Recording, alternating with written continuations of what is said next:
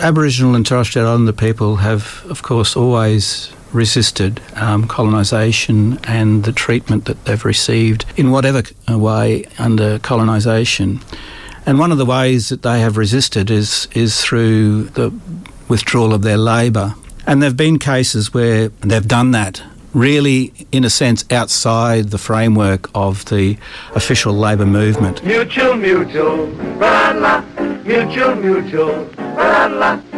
This is the Mutual Broadcasting System. Residents across Victoria and South Australia are being urged to remain vigilant as extreme fire conditions threaten both states. Downgraded and lost cyclone status, 100km/h winds have torn roofs off homes and intense rainfall has swamped the region. These are tough times, but Australians are tough people. You are listening to the Radio Reversal podcast. We've recorded this on the unceded lands of the Yagara and Turrbal peoples. We pay our respects to elders past and present and to all First Nations communities across this continent, which always was and always will be Aboriginal land. One of our goals here at Radio Reversal is to always try and ground our thinking in the material fact of Aboriginal people's ongoing sovereignty, what that means in the context of the issues we're exploring, and to carry that truth with us throughout our work. In this week's episode, which is a special May Day episode, Radio Reverser Han speaks with Dr Jeff Rickertt, the people's historian, about the long history of worker struggle on this continent, including the ways Aboriginal people have engaged in labour movements as part of their fight for justice, and about what solidarity between Indigenous and non-Indigenous workers can look like, and, of course, unfortunately, on the ways white-led labour movements have, over the years, fallen short of that goal. Over the last few months, we've been talking about disasters, crisis, and colonialism. In our earlier episodes on disaster capitalism, we talked about how, as crisis escalates, the forces and institutions of colonial capitalism are, unfortunately, very well positioned to take advantage of those moments to further advance their own interests, to increase profits, to create new frontiers, to enclose commons. We talked about how disasters and acute crisis can also be sites through which new solidarities are formed or old ones remembered and returned to, and the need to defend those relationships against systems and institutions that are adept at dividing us, offering reforms and compromise to some of us as long as we abandon our commitment to others, to the collective, to more transformative modes of politics and of justice. Han and Jeff Rickertt pick up these threads in this episode, focusing particularly on labour movements and organising as sites through which crises may be experienced and addressed, and the ways that ordinary people support each other in these moments of crisis through worker solidarity, through unionism, and through labour organising to lever open new possibilities for liberation and justice in the ruins of the status quo. In the episode proper, Han does a great job further introducing Jeff and the chat that they're about to have, so I won't tread over that ground too much. In fact, you know what? I'm just gonna let them get into it. Enjoy.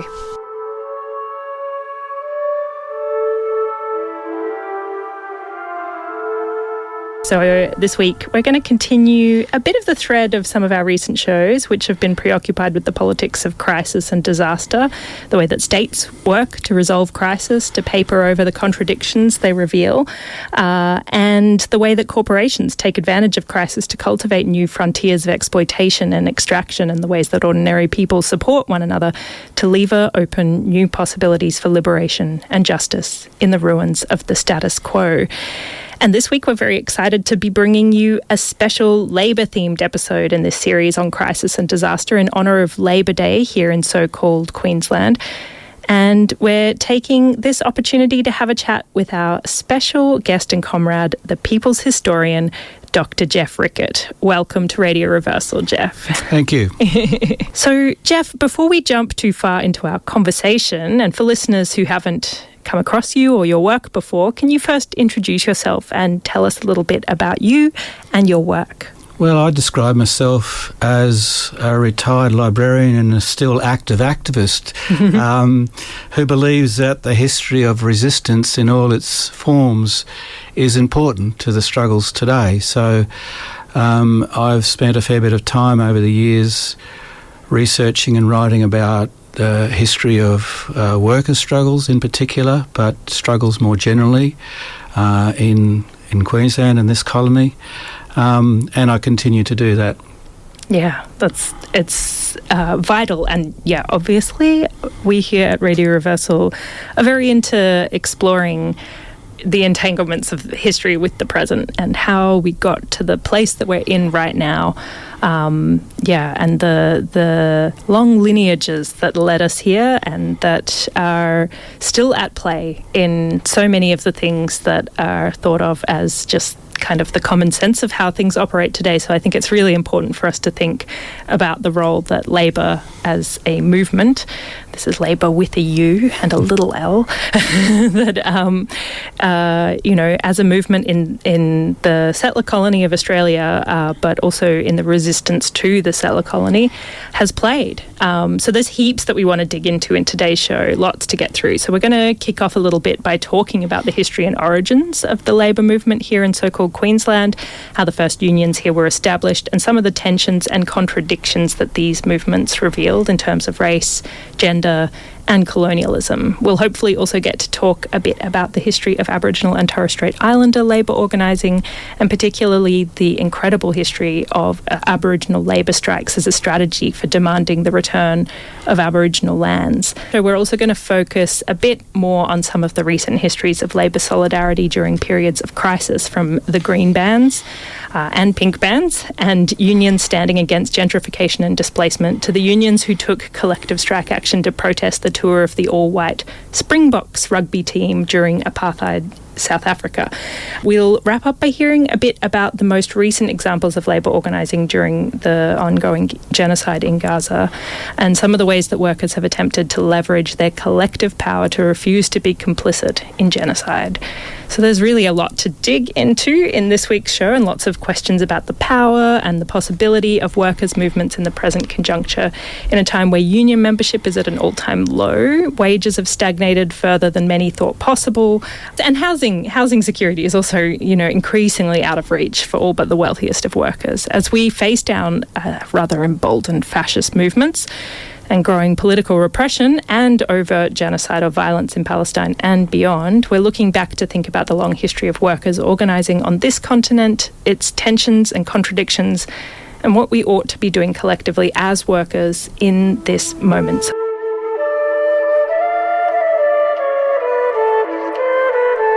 Jeff, for listeners who don't know much about the history of labour organising here, can you take us right back to the beginning? How did the contemporary labour movement come about here in so-called Queensland? Well, the labour movement, of course, starts with labour, workers and work. That's the essential point about the labour movement. And this colony here in Meanjin, Queensland, was started in 1824, and labour was an integral part of it from the very beginning, and that labour was in the form of convicts, forced labour, unfree labour. And convicts labouring in chains resisted where they could, and they were routinely starved and flogged and hanged for doing it. And absconding into the bush was a common form of labour resistance in that era. But occasionally convict resistance did take collective forms. In the 1820s, there were attempted mutinies by convicts on ships bound for Moreton Bay. So, in a sense, that's the origins, that's the beginning of the labour movement, when workers, whether they be free or unfree, colonised or otherwise, act in resistance against their exploitation, against their situation, and sometimes they do it individually, and they do it collectively. And so, in this story of Queensland, it begins really with the convicts. The first organisations of workers formed after the colony became the so-called free settlement.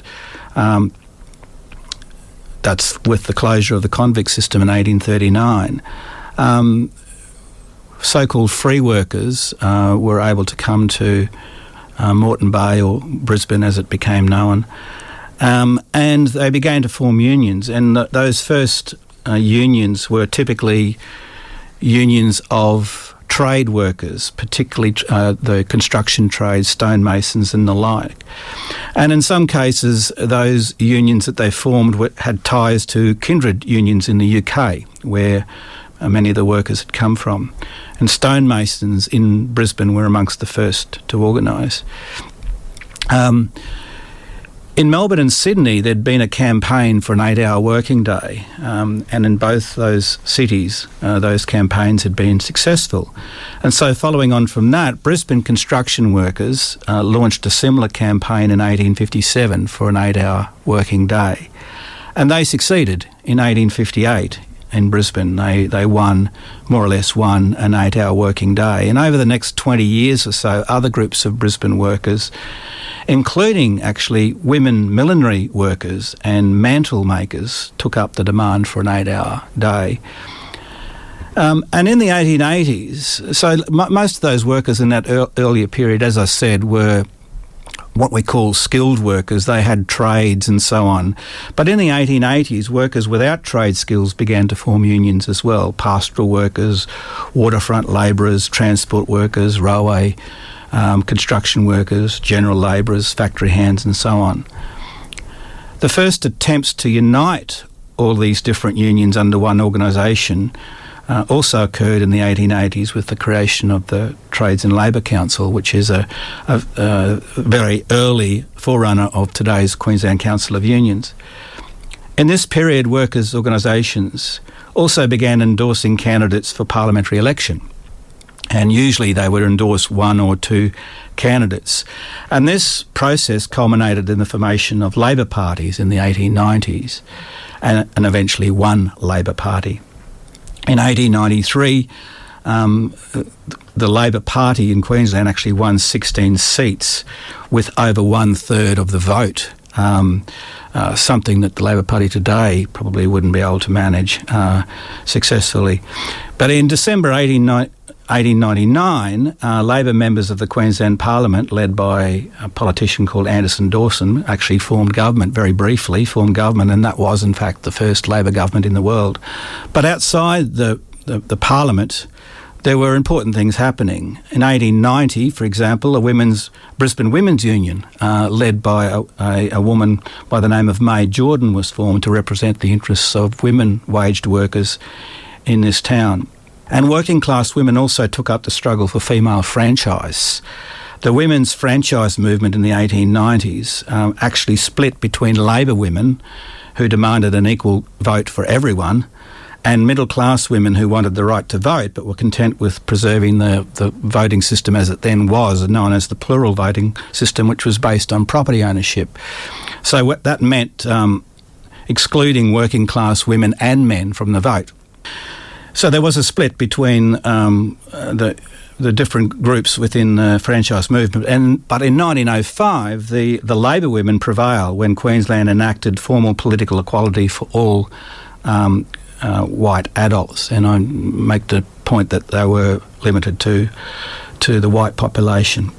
Yeah, I guess, those early labour movements have a very complex relationship with colonisation and with racism, given that they're almost exclusively focused on mobilising around the labour rights and voting rights of white working people, initially white working men, but yes, as you say, then white women also including themselves into that, or like working very hard to become included, but without fully recognising the ongoing exclusions that are happening, or recognising and, very much supporting those exclusions. So could you talk a little bit more about the context in which labour organising emerged in Queensland and its relationship in particular with the White Australia policy and the Aboriginal Protection Acts?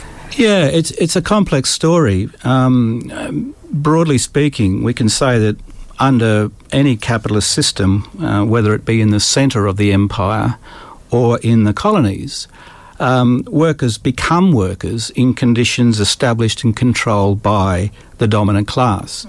And this very much shapes how workers think and how they organise. By and large, Queensland white workers internalised the racial ideology of colonialism. And in their struggles against their own exploitation, they used the tactic of exclusion to defend their gains. Exclusion of people of colour and for sections of the movement at least, exclusion of women from their ranks as well. More broadly, white workers were persuaded into accepting the project of building Australia as a white outpost of empire as something in which they had a stake. Race consciousness became the ideological glue of the Australian nation-state, really. And even when workers rejected ties to the British Empire, which they did from time to time and in movements, their imaginary republican alternative to empire was typically conceptualised in racial terms. So a white working man's paradise. And this, of course, made it very difficult to build pathways of solidarity between immigrant white workers and First Nations peoples or the peoples of the Asia-Pacific. And this is the context for the Labor movement's support for the so-called White Australia policy and its largely indifference to the situation faced by Aboriginal people and Torres Strait Islander people in the colonisation period. And this exclusionary approach was not really seriously challenged within unions until the rise of radical socialist ideas in the 1910s. Members of a group called the Industrial Workers of the World, which was a radical Marxist tendency originating in the US, introduced a genuinely internationalist outlook into Australian labour movement politics. And this radical internationalism was continued by the Communist Party of Australia when it was formed in 1920. And since that time, we can actually see two contending positions, two in a sense, parallel narratives, creating a dual history. On the one side, we see lingering support for the racist politics of the Australian nation-state.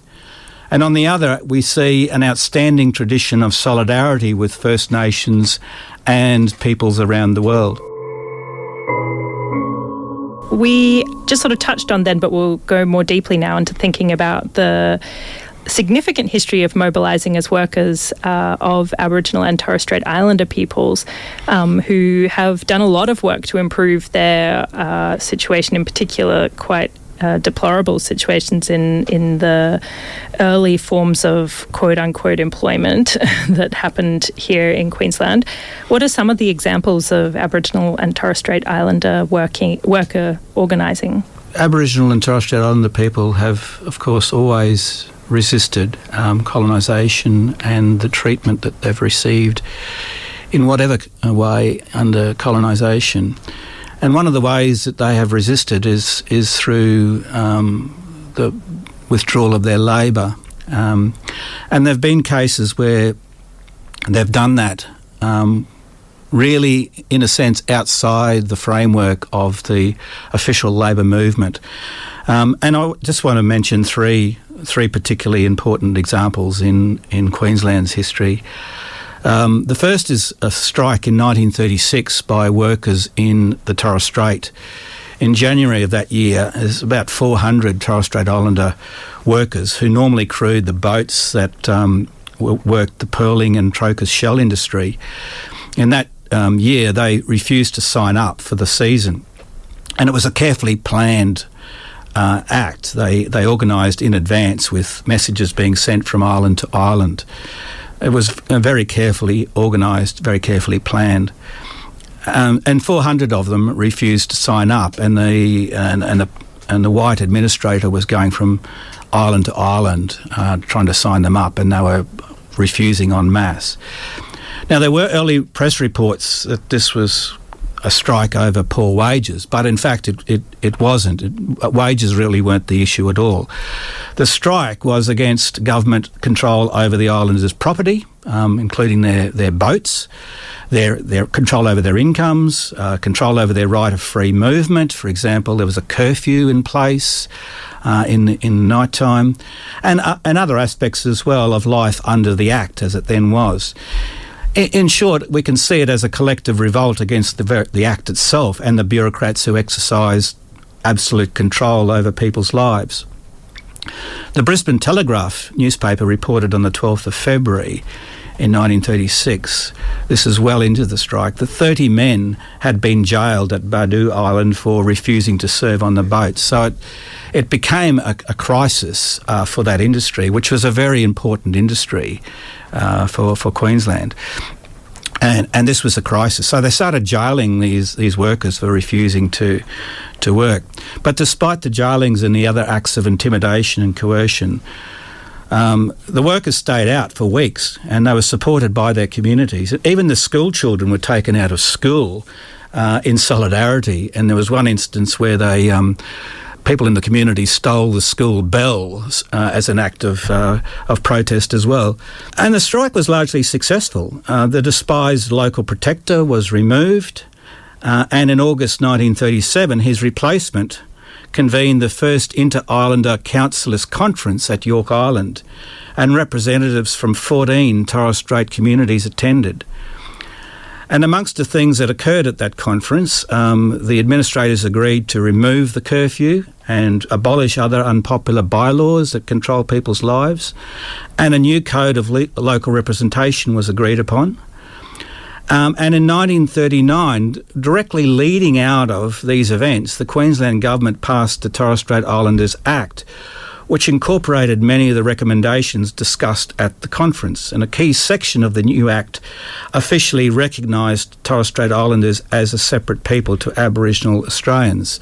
So it was still an act, and it was still oppressive, but it actually was a significant step forward for Torres Strait Islander peoples, and this directly led from the strike. And in my view, this is one of the most important strikes in this state's history, and it's very rarely discussed in mainstream labour movement history.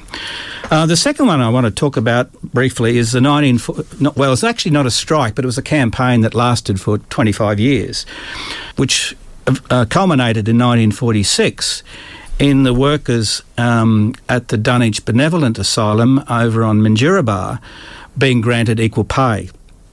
So in the 1940s, the Dunwich Benevolent Asylum on Minjerribah was one of the largest institutions in Queensland, and the work of maintaining it and keeping it running was mainly performed by local Quandamika people who were paid much less than the award rate stipulated for the work that they were doing. And as I said, for 25 years they campaigned over this. They agitated for equal pay, and they petitioned the administrators and governments. They wrote letters, and on one instance, or at least one instance, they took strike action by refusing to unload the supplies from the boat that came over from the mainland. And after 25 years, in 1944, with the support of the Australian Workers' Union, these workers gained equal wages. They gained the award rate. And this was historic. In fact, they achieved this victory almost 20 years before any other Indigenous workers in Australia won equal pay. People might be familiar with the Aboriginal pastoral workers in the Northern Territory winning equal pay in the 1960s. And that was an important breakthrough, but these Quandamooka workers on Minjerribah actually won equal pay, so much, 20 years earlier. So I think that's another very important example of Aboriginal people using their labour as a weapon of resistance. And the final one I'll mention is a fairly well-known one, the 1957 Palm Island strike.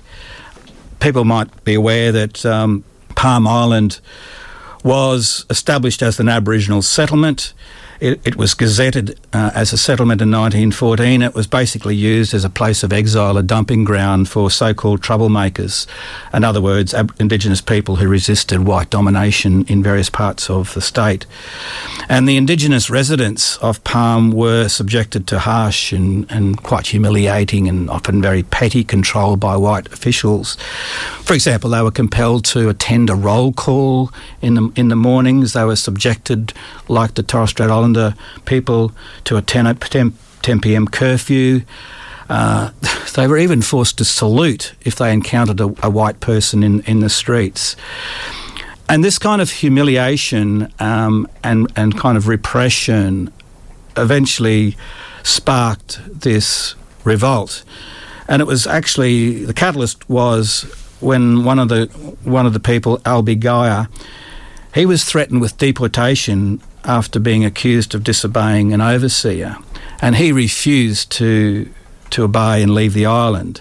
And the community rallied around him, and Albi and 6 others led this strike. They just refused to work, and they became known as the Magnificent Seven.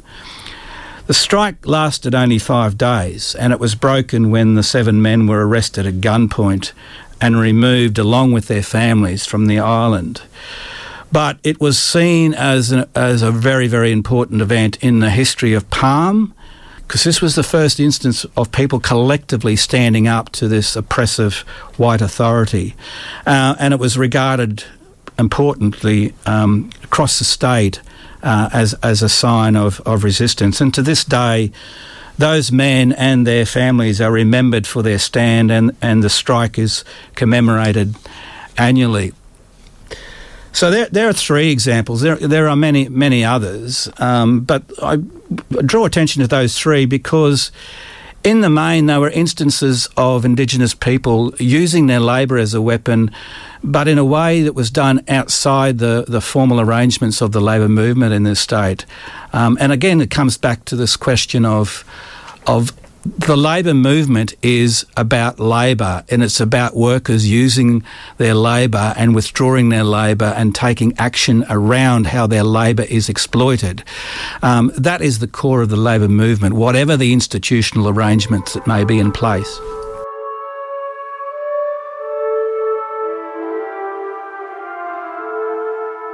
So, Jeff, there is an incredible history of labour strikes being used as part of anti-colonial struggle here across so-called Australia.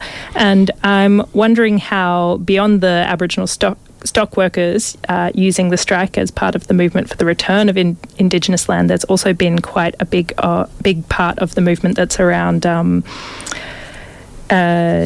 solidarity with those workers and that struggle. So I wonder if you could talk a little bit about that. Yeah, I think the Pilbara strike that song refers to is one example. Don McLeod, he had links.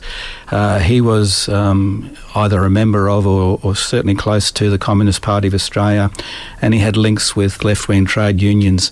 And so that was a case where the broader left-wing union movement got behind this strike and lent its weight to it in a very direct way. For example, the Western Australian branch of the Seamen's Union of Australia black-banned the shipment of wool from the Pilbara in support of those workers.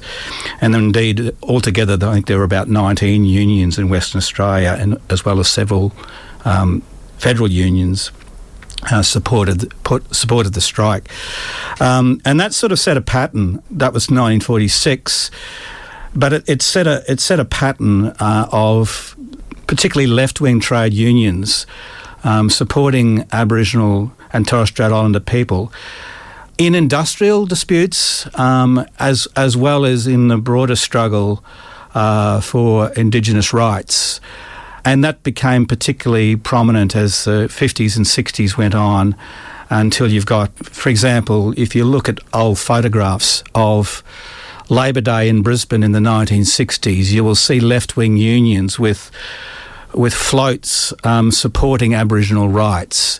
And in the lead-up to the 1967 referendum, the trade union movement got right behind that and supported it. So there's been a long history in the post-war period of trade unions actually being quite important allies of Aboriginal and Torres Strait Islander people in an industrial sphere, but also in the broader struggle. And the other thing that's worth noting, I think, is that the labour movement and the trade unions became a springboard for many people who became black activists, right? So Fred Maynard, the famous Aboriginal activist from New South Wales, who in a sense was one of the founders of the modern land rights movement and the modern Aboriginal and Torres Strait Islander movement for justice. He came out of working alongside trade unionists on the waterfront. Similarly, Joe McGuinness, who was a very prominent leader in the 1967 referendum, Joe came from North Queensland, and he worked on the wharves in Cairns and was a member of the Wharfies Union up there. So in a sense, he cut his political teeth in the union movement before he became an activist around Indigenous justice issues. Right through to like Oodgeroo Noonuckle too. She had a connection, particularly in her early years, with the Labor movement here in Meanjin. And right through to Thomas Mayo, who is a contemporary figure and played a significant role campaigning for the Voice. He's also an official with the Maritime Union of Australia. So there's this long history of the union movement actually being a training ground and a springboard for Aboriginal and Torres Strait Islander people who become activists for their communities. So I think it's a proud history, and it hasn't always been brilliant. That's got to be faced up to. There are things that could have been done a lot better, but when we look at that history of solidarity, I think it's something that trade unionists in this country can actually be proud of. And I think now in a lot of unions there are Indigenous caucuses. The union that I was part of for many years, the National Tertiary Education Union, has an Indigenous caucus. So that's a way that those issues that are very specific to Aboriginal and Torres Strait Islander people can be raised through the trade union movement. So particularly since the 1940s and things like that Pilbara strike, we've seen an increasingly important engagement between the official trade union movement and the struggle for Indigenous justice. So important. It's good to see a lot of those struggles ongoing and hoping that labour organising and worker organising can play increasingly large roles in anti-colonial struggle, recognising the solidarity that can exist between workers and Aboriginal and Torres Strait Islander peoples. Thinking also about some of the use of labour organising, particularly around strikes and work stoppages, as part of bigger campaigns against injustice and exploitation internationally, thinking in the context of the ongoing genocide in Gaza and the big questions facing many of us in terms of how best to resist and challenge this violence from here.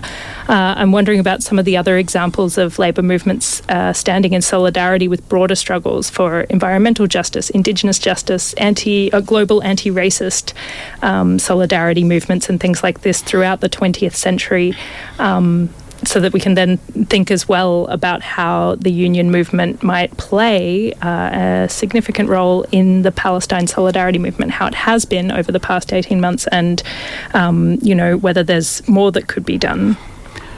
Yeah, well, to give a proper answer to that, it would probably take longer than Shane's song, but there has been a long history of the union movement, particularly using its resources and using its industrial strength in broader causes, from environmental to international solidarity, and so on and so forth. And, in the local place in Queensland, one of the most significant, I think, in terms of environmental struggles is the trade unions in this state actually banned oil drilling on the Great Barrier Reef. And effectively that saved the reef. The environmentalists of the time in the late 60s were campaigning as hard as they could to prevent the oil drilling of the reef to go ahead, and the licences would have allowed drilling for the entire 2,000 kilometre length of the reef, and it would have been catastrophic. The environmental movement, the Save the Reef campaign, did extraordinary work, but in the end they were up against it and they didn't know what to do. And so they approached the trade unions, and the trade unions in this state and eventually federally took it up. And in 1970, the Trades and Labour Council in Queensland placed a total ban on support of any kind for oil drilling. And without that support from workers in kindred industries in Queensland, basically the oil drilling on the reef was dead in the water. It could not go ahead. And eventually that ban stayed in place for most of the 70s until such time as it was absolutely guaranteed that there was no prospect of oil drilling. The reef was made a park and so on.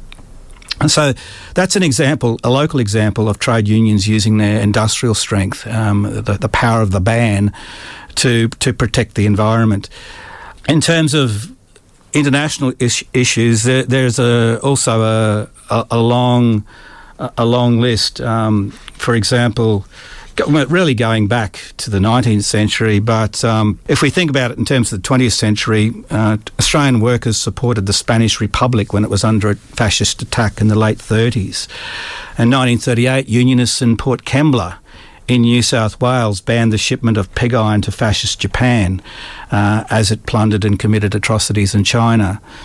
Unionists blocked the supply of arms and supplies to the Dutch forces as they were trying to reimpose colonial rule in Indonesia after the Second World War. Australian unionists took similar action in support of the people of Vietnam. They mobilised through bans and street actions to protest apartheid in South Africa, to the point that when Nelson Mandela was eventually freed, he made a point of thanking the Australian trade union movement for their act of solidarity.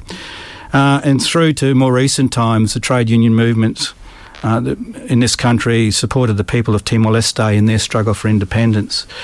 And the unions have historically been the backbone of the peace movement and the movement for nuclear disarmament, and so it goes on up to the present day. Absolutely. And I guess just briefly at the end of our show, just touching on the present day, this coming Monday is the Labor Day holiday. Today's May Day, but it's the closest Monday, so we get a Monday off, long weekend. And in this city, unions will come together for the annual Labor Day March. And in Queensland, it's one of the biggest that happens really across the country, to the RNA showgrounds. So I'm wondering if will unionists be raising the issue of particularly the genocide in Palestine on that day? Absolutely, we will. Within individual union contingents, there will be unionists with the Palestinian colours, and unionists are also mobilising with Justice for Palestine to have a visible presence in the march on Monday. And the basic theme for us on the day is that Palestine is union business. And if you go back to the question of why unions have done this stuff over the years, whether it be environmental or solidarity with people internationally, it's because the people involved in the decision-making took the position that those things were union business. And they still are. And so that's our message on Monday. And unfortunately, while rank-and-file unionists have formed Unionists for Palestine groups around the country and have worked tirelessly to mobilise union support, and there have been some examples of union support. By and large, the response from union leaderships around Australia has been muted, to say the least. Some rousing speeches and so on. So we'll be there on Monday, and our message will be Palestine is union business.